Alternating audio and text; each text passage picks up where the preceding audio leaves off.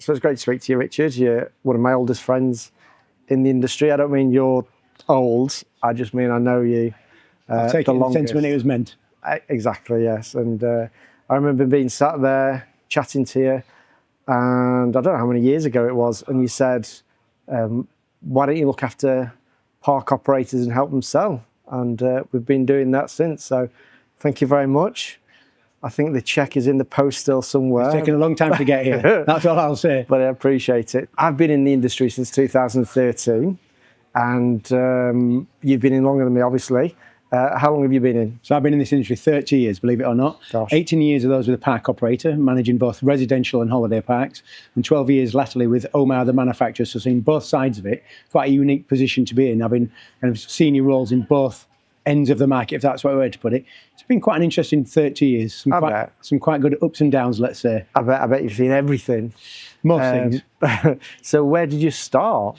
So I started at Tingdean Homes when they were a manufacturer, and back in the day when adverts used to be placed in the newspaper on a Thursday for jobs, there was a little black and white advert on the back few pages looking for a sales rep to sell these caravans, I think it was advertised. I went and met with Ian Wilkins, who was the MD at that time, did what I thought was a diabolical interview, and then bizarrely got offered the job the very next day, and it went on from there, really. And I have to say, my days at Tingdean were fantastic. Oh, well, that's good.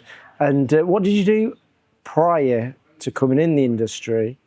Well, I think, I'm not going to tar us all with the same brush, but I think like lots of people in the industry probably didn't do that well at school and went from various job to job, minor things, and kind of made ends meet as such, and didn't really have a career or a career path.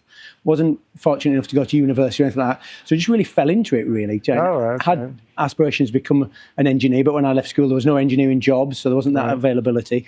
So really just kind of bummed around doing various odd jobs as such, and just found my way into the caravan market, lodge market, and stayed with it and kind of grown with it since then. So you're at Tingdean. What were you doing there? So Tingdean, I was an area sales manager, so driving up and down the country, dropping off brochures, really, going to see park owners and park developers and trying to sell them the actual units they were. At that time, Tingdean were big into residential park homes. Lodges weren't really a thing. And people would argue, but I think Tingdean were one of the first manufacturers to bring in a lodge, and they call it the country home.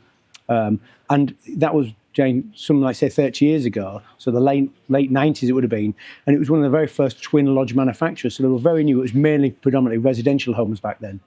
And then from Tingdean? So then went to join Tingdean Parks. Oh, right, okay. And absolutely loved it there. And we, Tingdean Parks have now gone to be a big brand where they have the marinas, the hotels, holiday parks, residential parks. So we manage the parks, and we bought greenfields and developed them through to full residential parks. Yeah, absolutely great time at Tingdean. Yeah, and they're obviously still going great guns on the park side and doing really well with the marinas as well, like you say. And from Tingdean, So Tingdean, a really good opportunity arose that a private equity company approached me from the city. They had the finances to build a brand, but they didn't have the expertise. So they offered me a job to come on board with them and build that brand. And we did that, and we were called Britannia Parks. And we went from 1 park to 22 parks in the space of 24 months. Wow. Became one of the biggest operators in the UK at that time.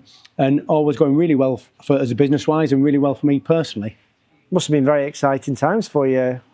It was great. We bought Kings Park Village in Canvey Island, which at that time was the biggest residential park in the UK. Okay. So we went from nowhere to somewhere very quickly. We were very well supported by the city. There was lots of funds splashing around at that time. So it was a great time to be in the industry. And so you ended up at Omar, and that's where I met you, and with OPDS. Indeed. So unfortunately, about 2007-8, we just had the major financial crash, the worldwide financial crash. So the business we were operating, Britannia Parks, it was money funded by the city. That money was recalled effectively. So that business was sold. It was sold to new ownership. I didn't see eye to eye with the new ownership, so I wanted a new venture. So at that point, I'd been buying from Omar, both lodges and residential park homes. So I went to see Dean Westmoreland, the owner of Omar, and offered him that you're great at selling the unit, but you don't help the park operator before that sale or after. And I had a unique proposition that we could do that help, whether it be planning, development, sales and marketing. So the whole remit, and as cheesy as it sounds, that whole journey. And that's what we did. So we created OPDS, Omar Park Development Services. And in that time, we've helped many park operators, developers, managers, either with developments from scratch or existing developments where they have issues with residents, whatever that may be, through the whole journey. You told me about this amazing book you'd written yourself. I just thought it was fantastic to bring into the industry. So, bizarrely, this industry's been around over 65 years, and you'll see behind me the NCC has celebrated their 85th anniversary. But there's actually no guide at all to how to build a residential park or holiday park, and no guide how to run either of those.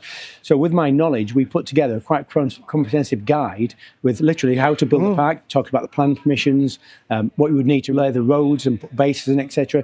Right through then the operational side, where how do you deal with residents, how do you deal with rental incomes, and it's fairly comprehensive. And in that we have recommended suppliers and retailers.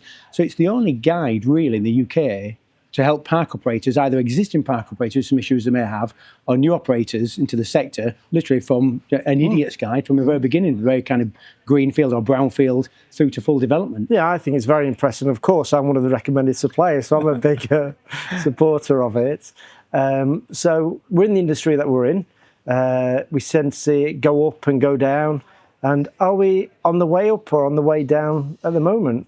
I think we're most definitely on the way up. I've been through 3 recessions. I think this is the biggest recession I've seen. I think that the sales dropped off quicker than I've ever seen, and they stayed low for the longest. I think we've had 2 torrid years. This January has definitely been a better January than it was last year. Yes. And just being here today at the NEC Caravan and Camping Show, you'll see that there's a bit more buoyancy in the market. People seem more confident. There's more chatter. Last week we were at the BHH conference in Edinburgh, and there's just more positivity. In our whole market, whether it's the actual park operators or the retail public, it's all about positivity. And when they've got some kind of positive in the market, it will just help our market flow through. Yeah, and what I like about you, especially, is how positive you are about the industry. But what I like about the industry is how innovative we are, where it's an industry of entrepreneurs, and obviously we're looking after the client and we just make things work. And I see you're certainly leading that charge in developing the industry. I think you've got to be positive in anything you do, whether it's park homes, lodges, or whatever industry. I think you've got to be positive. If you've got a positive outlook, other people follow that positive. It's the old adage that if you smile somebody, someone will smile back. Yeah. I think if you live your life... business, isn't it? If you live your life a little bit like that, it will make it easier and positive. I think talking about the innovation in the market, I mean, I've seen a lot of it. I've been in it 30 years, I say it, and I've seen the residential park homes change fundamentally. The holiday lodges didn't really exist, and now that it's a big market. And I think what's happened is that the homes have got better, the parks have got better, the facilities, everything has improved over the years. Yes. When I was a child and I lived in Yorkshire, we had a chalet in Hunstanton. Long time ago. Long time ago. And it was fair to say it was fairly grim. It was a typical British kind of holiday chalet. It wasn't anything. Now you go to these holiday parks, and they're exceptional. They're as good as anything you find. Unrecognisable, aren't they? Anything you find worldwide. Yes, we don't have the weather you sometimes get abroad, but the facilities we offer now, the food offerings, the lodge offerings, and the leisure facilities, of course. Phenomenal. And again, some of the residential parks. When I joined, residential parks they were a necessity. People bought a residential park home out of necessity. They had to. Something happened in life that pushed them into that decision. Now they've become an aspirational purchase, and people want to live in a park home. It's no longer an embarrassment. You go to lots of developments, and especially the ones built in the last 10, 15 years, and electric gates, wardens on site. It's a fantastic way to live. It is, and you see residents that are proud to live there. Yeah, and the whole ethos around the lodges and the homes, they just changed massively. Yeah, and you look back in some of the old park home magazines and old publications, old brochures, and you'll see those changes. It's phenomenal, really. Yeah, I mean, you've got the security, you've got loads of reasons why people want to buy a park home now. Yeah, you've got lots of reasons. I think security is a main reason. I think you've got releasing equity. There's lots of reasons. It's a good stopgap between, we're not a care home, we're not a retirement flat, you're still a detached unit with your own garden. It's that good stopgap. And I'm proud to work in this industry, and some of the parks we go to, you're proud to be involved in it. Absolutely. And vibrant communities, yeah. And I will obviously talk about Omar. I am slightly biased, but you look at anybody's units, the industry makes some good units. At a show like this, I'm always amazed how many people walk around and are blown away by the units. They haven't seen them before, or they saw them 20 years ago and expect them still to be the same. And they come out of the units and they're amazed by the en-suites, the kitchens that are fully fitted with all the appliances. Yep. They don't expect to see. They are really a timber frame bungalow. Yeah, of course they are. And how do you see the industry innovating in the future? I think we'll just carry on innovating we have, and I think it's hard to innovate. We have got certain restrictions we have to build to. We are built under the Caravan Act, so we can only do certain things. I think what will happen is housing will change, and again, the homes will get more modern. There'll be more smart homes. I mean, already you get homes with smart radiators, smart heating systems. It'll be interesting how AI affects our business. I think for the sales and marketing side, AI will make a big impact, of course, and how we'll get out to the public and the the park owners. As a manufacturer, I think it's just about new materials. We've obviously moved into SIP panel manufacturing. Yes. We can do that as an option. Some manufacturers do that as their only option. There's different ways of heating, infrared heating, for example. And I just think as that market moves forward, we will follow suit. And the homes in 10 years' time will be unrecognisable against the homes of today, just as they were from 10 years ago. Of course. And they'll innovate. And in terms of sort of eco, where do you see that going with the park homes? Well, we've made big giant leaps in the last 5 years. I remember looking at solar panels 5-6 years ago, and they were thousands and thousands of pounds. Air source heat pumps, all this kind of thing. Apps, and we've seen in the last 5 years, the more demand on them, economies of scale drive those prices down. So whereas the complete package was maybe £20,000 5-6 years ago, it's now only £10,000. You can see in another 5 years, it's probably going to be £2,500. So as those economies of scale get driven down, our prices get much more achievable for people, and we are selling to a retirement market, so they are concerned about what things cost and what longevity you're going to get out of them. Are they going to get return on their investment? And I think when those prices come down, they will, and we are doing more and more every year. Solar panels, air source heat pumps, battery storage. And it's amazing, battery storage. I looked at one 5-6 years ago, and it was probably a metre by a metre cube, but the ugliest thing you've ever seen. Now, they're little tiny, it's the size of a radiator of the same capacity and a quarter of the price. So things like this, the technology is driving it forward, and that will help us to sell it to the retail customer. Yeah, absolutely. So earn your wages for me now. Tell me about Omar. Okay. Tell me why I should be looking at their homes if I'm a park owner, park operator. What separates you from other manufacturers? Great question, really good question. So Omar themselves are, I think, the only last independent park home manufacturer in the UK of any size.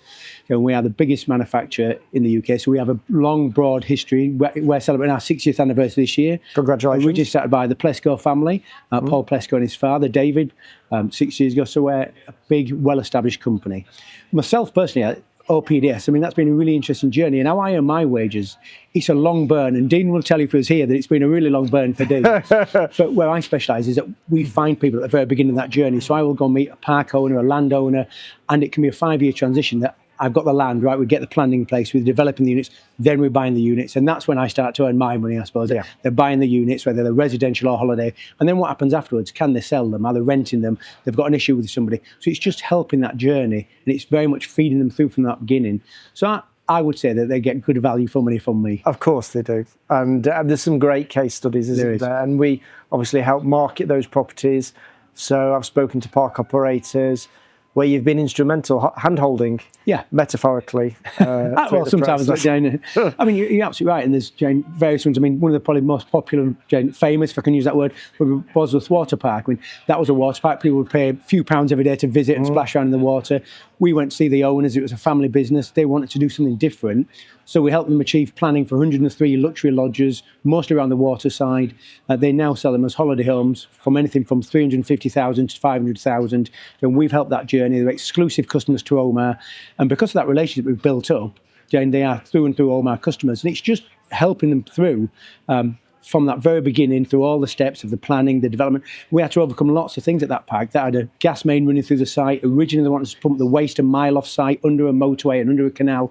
Well, those things couldn't be achieved, so we had to look at other ways to get around it, which we did, and it takes a long time, and that it can take 4 or 5 years from these processes. But once you get there, you've built such a good relationship and a strong rapport that it's worth its weight in gold. Of course, and they're going great guns, aren't they? Really well on the park, so well done. And I will say that's down to Sell My Group. Thank you. So let's finish on a story. Okay. So how did, a lot of people do know, but some people don't, so how did Omar get its name originally? Well, I am told, so this, if I'm wrong, I do apologise, but I am told that when Paul Plesko's father came over from Poland just after the Second World War, he wanted to marry a girl from Cambridge, and the girl's father said, you can only marry if you have a home to live in. So they built a wooden framed home in their orchard, as you do in Cambridge. And that home was so well built that someone else came along and said, we'd like one of these. So he built another one for his friend. Someone else came along and said, we'd like one of these. So it became a limited business in 1960. And they needed a name to give the limited business. And Paul's dad, being of European descent, had olive skin. And he looked slightly like Omar Sharif, the actor. So what else to call it other than Omar? So I'm told that the business is named after Omar Sharif. Brilliant. I don't think at that point they knew it was going to become an international business with export all across the world and grow to be 700 people plus. Yeah, a great story. Yeah. So thank you very much for your time. I'll let you get back to the show. Thank you very much, Justin.